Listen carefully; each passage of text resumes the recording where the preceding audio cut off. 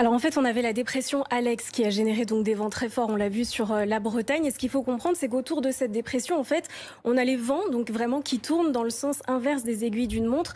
Et ce qui s'est passé, c'est que les vents se sont orientés donc assez brutalement au secteur sud-sud-ouest et ça a fait remonter vraiment toute cette humidité venue de Méditerranée.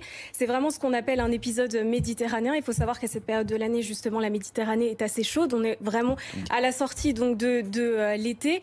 Et donc, on a des nuages qui étaient chargés vraiment en humidité et qui sont venus se confronter vraiment au relief et vraiment avec cette humidité qui est montée en altitude, ça a créé ces averses orageuses assez intenses avec des cumuls de pluie. Donc c'est vrai qui représentent par endroits des records, notamment à Saint-Martin en Vésubie. Regardez, en 24 heures, plus de 500 millimètres de précipitations. C'est l'équivalent de 3 mois. Hein, C'est l'équivalent de 3 mois de pluie et c'est un record vraiment à l'échelle départementale.